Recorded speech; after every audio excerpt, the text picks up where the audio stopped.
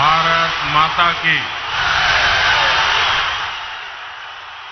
भारत माता की। ಕರ್ನಾಟಕದ ಸಮಸ್ತ ಜನತೆಗೆ ನನ್ನ ಕೋಟಿ ಕೋಟಿ ನಮಸ್ಕಾರಗಳು।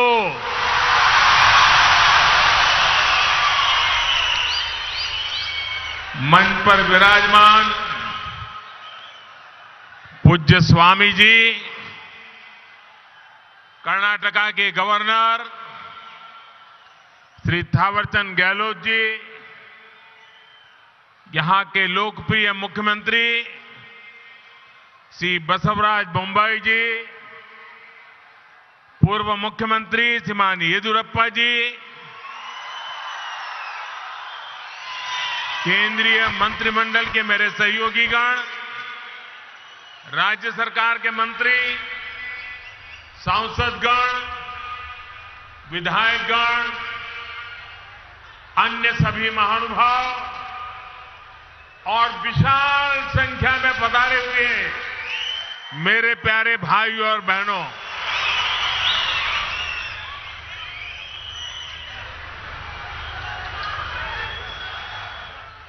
ये मेरा सौभाग्य है कि आज मुझे बेंगलुरु में एक बहुत विशेष दिन पर आने का अवसर मिला है। आज कर्नाटका की, देश की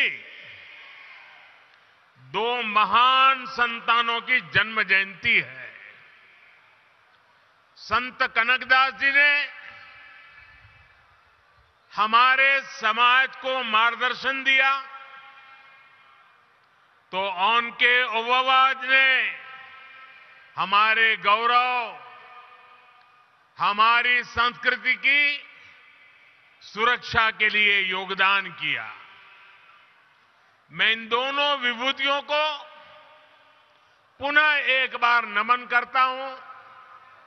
साथियों, आज इन महान विभूतियों को सम्मान देते हुए हम बेंगलुरु के कर्नाटका के विकास और विरासत दोनों को सशक्त कर रहे हैं।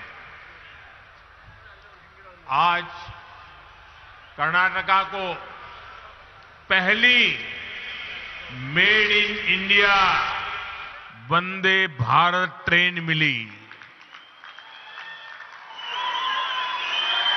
ये ट्रेन चेन्नई, देश की स्टार्टअप कैपिटल बेंगलुरु और धरोहरों के शहर मैसूरू को आपस में जोड़ती है। कर्नाटका के लोगों को अयोध्या, प्रयागराज और काशी के दर्शन कराने वाली भारत गौरव काशी दर्शन ट्रेन, इसकी भी आज शुरुआत हुई है। आज केम्पेगौड़ा इंटरनेशनल एयरपोर्ट के दूसरे टर्मिनल का भी उद्घाटन हुआ है। मैंने सोशल मीडिया पर एयरपोर्ट के नए टर्मिनल की कुछ तस्वीरें पोस्ट की थी और आज वहां जाकर लगा कि नया टर्मिनल तस्वीरों में जितना सुंदर दिख रहा है, उससे भी ज्यादा भव्य है, आधुनिक है। ये बेंगलुरु के लोगों की बहुत पुरानी मांग थी, जो अब हमारी सरकार पूरा कर रही है। साथियों, मुझे नाड़ प्रभु केम्पेगौड़ा जी की 108 फीट की प्रतिमा के अनावरण और उनके जलाभिषेक का भी अवसर मिला। नाड़ प्रभु केम्पेगौड़ा की ये विशाल प्रतिमा हमें भविष्य के बेंगलुरु, भविष्य के भारत के लिए निरंतर समर्पित भाव से मेहनत करने की प्रेरणा देगी। भाइयों और बहनों, ये मेरा सौभाग्य है कि आज पूज्य स्वामी जी ने जिस प्रकार से आशीर्वाद दिए, जिस प्रकार से भावना प्रकट की, मैं हृदय से उनका आभार व्यक्त करता हूं। साथियों, आज पूरी दुनिया में भारत की पहचान स्टार्टअप के लिए है और भारत की इस पहचान को सशक्त करने में बहुत बड़ी भूमिका हमारे बेंगलुरु की है। स्टार्टअप सिर्फ एक कंपनी भर नहीं होता, स्टार्टअप एक जज्बा होता है, कुछ नया करने का जज्बा, कुछ हटकर के सोचने का जज्बा। स्टार्टअप एक विश्वास होता है हर उस चुनौती के समाधान का जो देश के सामने है। इसलिए बेंगलुरु एक स्टार्टअप स्पिरिट का प्रतिनिधित्व करता है। यही स्टार्टअप स्पिरिट आज दुनिया में भारत को एक अलग लीग में खड़ा करती है। भाइयों और बहनों, आज यहां जो कार्यक्रम हो रहा है, ये भी बेंगलुरु की इसी युवा स्पिरिट का प्रतिबिंब है। आज शुरू हुई वंदे भारत एक्सप्रेस भी सिर्फ एक नई ट्रेन नहीं है, बल्कि ये नए भारत की नई पहचान है। 21वीं सदी में भारत की रेलवे कैसी होगी, ये उसकी झलक है। वंदे भारत एक्सप्रेस इस बात का प्रतीक है कि भारत अब रुक रुक चलने वाले दिनों को पीछे छोड़ चुका है। भारत अब तेज दौड़ना चाहता है और इसके लिए हर संभव प्रयास कर रहा है। साथियों, आने वाले 8-10 सालों में हम भारतीय रेल के कायाकल्प का लक्ष्य लेकर चल रहे हैं। 400 से ज्यादा नई वंदे भारत ट्रेनें,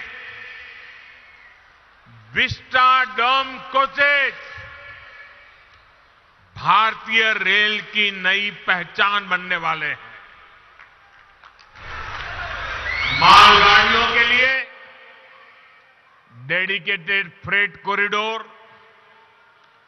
ट्रांसपोर्टेशन की गति बढ़ाएंगे और समय भी बचाएंगे। तेजी से हो रहा ब्रॉड गेज परिवर्तन का काम नए नए क्षेत्रों को रेलवे के मैप पर लेकर आ रहा है और इन सब के बीच आज देश अपने रेलवे स्टेशनों को भी आधुनिक बना रहा है।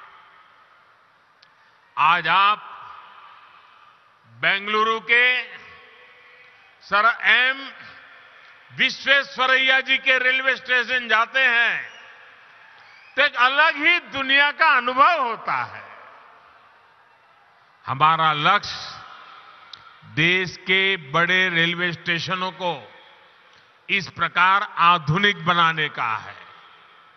इसी सोच के साथ यहां कर्नाटका में भी बेंगलुरु कैंटोनमेंट यशवंतपुर रेलवे स्टेशनों का भी कायाकल्प किया जा रहा है।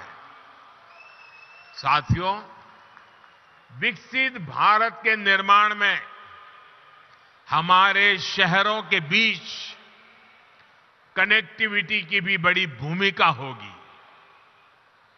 देश में एयर कनेक्टिविटी का ज्यादा से ज्यादा विस्तार हो, हमारे एयरपोर्ट्स का विस्तार हो, ये आज समय की मांग है। बेंगलुरु एयरपोर्ट का नया टर्मिनल इसका उपयोग करने वाले पैसेंजर्स के लिए नई सुविधा लेकर आएगा। आज भारत दुनिया में एयर ट्रैवल के सबसे तेजी से बढ़ने वाले मार्केट में से एक है। जिस तरह देश आगे बढ़ रहा है, उसी तरह एयरपोर्ट्स पर पैसेंजर्स की संख्या भी बढ़ रही है। इसलिए हमारी सरकार देश में नए एयरपोर्ट्स का भी निर्माण करा रही है।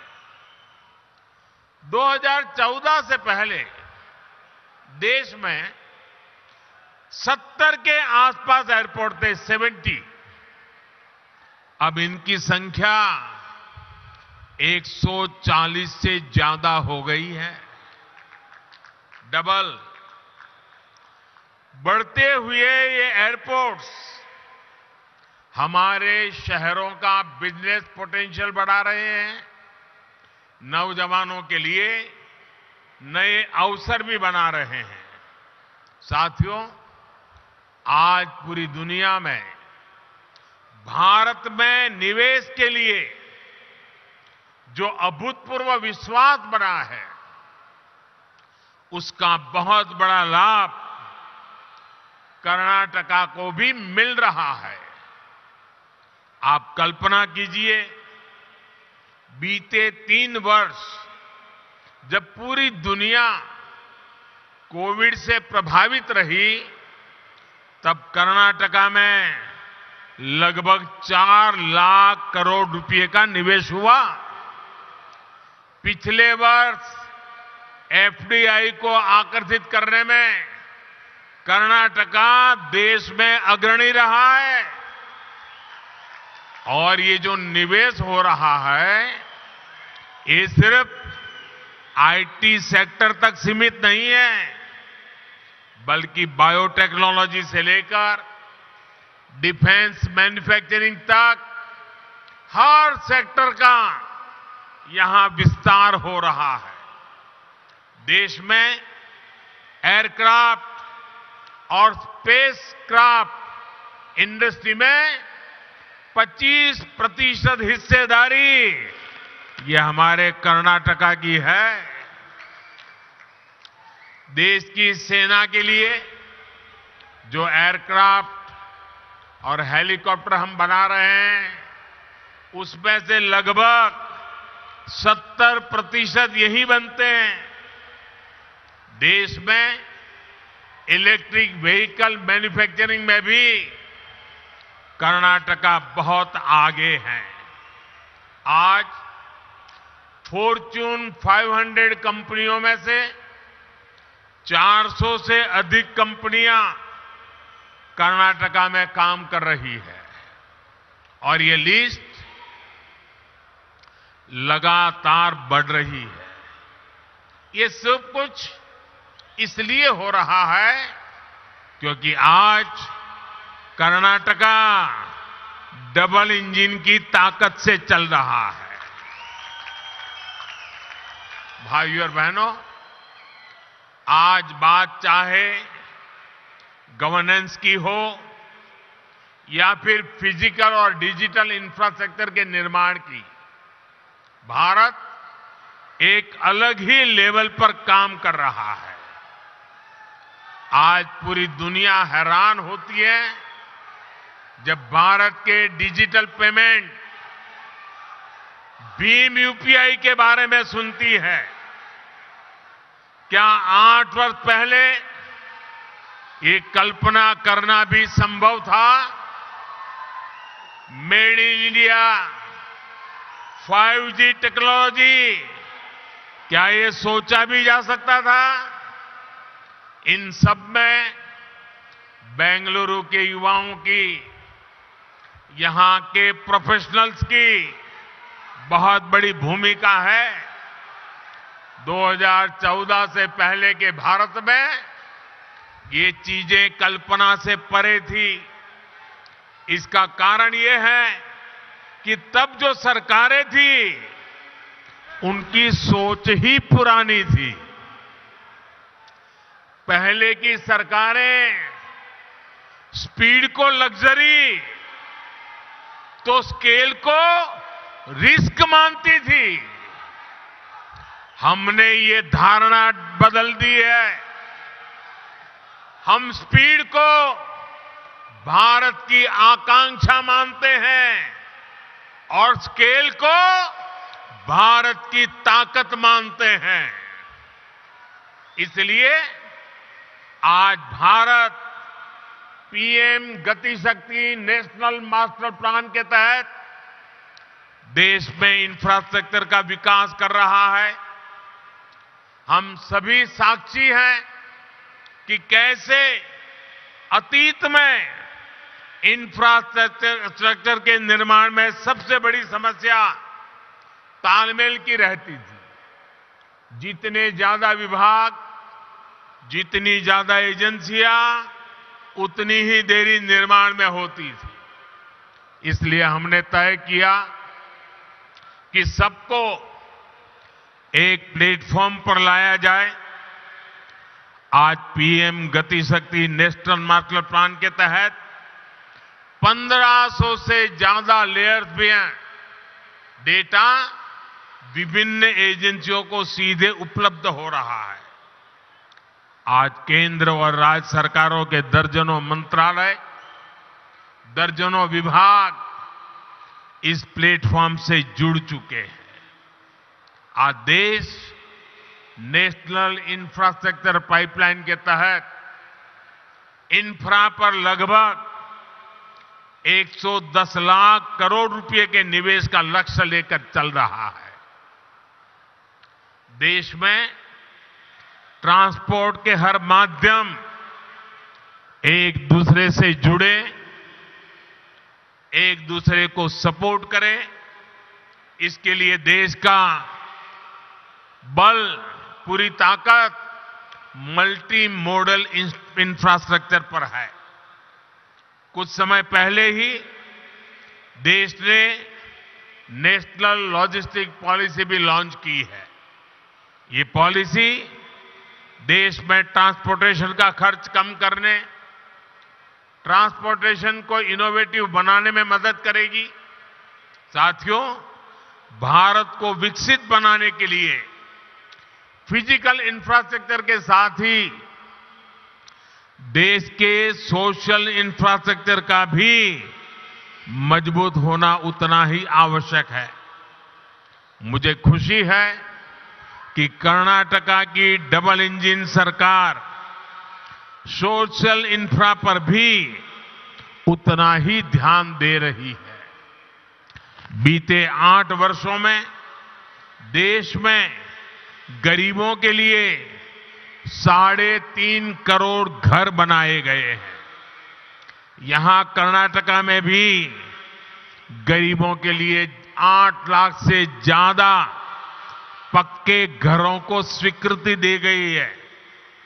जल जीवन मिशन के तहत सिर्फ 3 वर्षों में ही देश में 7 करोड़ से अधिक घरों में पाइप से पानी की सुविधा पहुंचाई गई है। कर्नाटका के भी 30 लाख से ज्यादा ग्रामीण परिवारों तक पहली बार पाइप से पानी पहुंचा है। आयुष्मान भारत योजना के तहत देश के 4 करोड़ गरीबों को अस्पताल में मुफ्त इलाज मिला है। कर्नाटका के भी 30 लाख से अधिक गरीब मरीजों ने ये योजना का लाभ लिया है। मुझे खुशी है कि इन सुविधाओं की सबसे अधिक लाभार्थी हमारी माताएं हैं, हमारी बहनें हैं, हमारी बेटियां हैं। भाइयों और बहनों, आज देश में छोटे किसान हो, छोटे व्यापारी हो, फिशरमैन हो, रेहड़ी पटरी ठेले वाले हो, ऐसे करोड़ों लोग पहली बार देश के विकास की मुख्य धारा से जुड़ रहे हैं। पीएम किसान सम्मान निधि के तहत देश के 10 करोड़ से अधिक किसानों के बैंक खातों में लगभग 2.25 लाख करोड़ रुपए ट्रांसफर किए गए हैं। कर्नाटका के भी 55 लाख से ज्यादा छोटे किसानों को लगभग 11,000 करोड़ रुपए मिल चुके हैं। पीएम स्वनिधि के तहत देश के 40 लाख से अधिक रेहड़ी पटरी ठेले वाले भाई बहनों को आर्थिक मदद मिली है। इसका लाभ कर्नाटका के भी 2 लाख से ज्यादा स्ट्रीट वेंडर्स को हुआ है। साथियों, इस बार 15 अगस्त को लाल किले से मैंने अपने देश की विरासत पर गर्व की बात कही थी। हमारी ये विरासत सांस्कृतिक भी है, आध्यात्मिक भी है। आज भारत गौरव रेल देश के आस्था और आध्यात्म के स्थलों को जोड़ने के साथ ही एक भारत श्रेष्ठ भारत की भावना को भी मजबूत कर रही है। इस वर्ष अब तक देश के अलग अलग हिस्सों के लिए इस ट्रेन की 9 यात्राएं पूरी हो चुकी हैं। शिरडी मंदिर हो, श्री रामायण यात्रा हो, दिव्य काशी यात्रा हो, ऐसी सभी ट्रेनों का यात्रियों को बहुत सुखद अनुभव रहा। आज कर्नाटका से काशी, अयोध्या और प्रयागराज के लिए यात्रा शुरू हुई है। इससे कर्नाटका के लोगों को काशी, अयोध्या के दर्शन करने में मदद मिलेगी। भाइयों और बहनों, भगवत भक्ति और सामाजिक शक्ति से कैसे समाज को जोड़ा जा सकता है, इसकी प्रेरणा हमें संत कनकदास जी से भी मिलती है। एक तरफ उन्होंने कृष्ण भक्ति का रास्ता चुना और दूसरी तरफ कुल कुल कुल वेंदु होड़े दाड़दिरी कहकर उन्होंने जाति के आधार पर भेदभाव को खत्म करने का संदेश दिया। आज पूरी दुनिया में मिलेट्स यानी मोटे अनाज के महत्व को लेकर के चर्चा हो रही है। संत कनकदास जी ने उस दौर में ही मिलेट का महत्व स्थापित कर दिया था। उनकी रचना थी राम धान्य चरिते। उन्होंने कर्नाटका में सबसे ज्यादा पसंद किए जाने वाले मिलेट रागी का उदाहरण देते हुए सामाजिक समानता का संदेश दिया था। भाइयों और बहनों, आज हमारा प्रयास है कि बेंगलुरु शहर का विकास वैसे ही हो जैसे नाड़ प्रभु केम्पे गौड़ा जी ने कल्पना की थी। इस शहर की बसावट यहां के लोगों को केम्पे गौड़ा जी की महान देन है। इस बसावट में उन्होंने जिन बारीकियों का ख्याल रखा है वो अद्भुत, अद्वितीय है। सदियों पहले उन्होंने बेंगलुरु के लोगों के लिए कॉमर्स, कल्चर और कन्वीनियंस की योजना तैयार कर दी थी। उनकी दूरदृष्टि का फायदा आज भी बेंगलुरु के लोगों को मिल रहा है। आज व्यापार, कारोबार, उसके रूप रंग भले ही बदल गए हो, लेकिन पेटे आज भी बेंगलुरु की कॉमर्शियल लाइफलाइन बना हुआ है। नाड़ प्रभु केम्पे गौड़ा जी का बेंगलुरु की संस्कृति को भी समृद्ध करने में अहम योगदान है।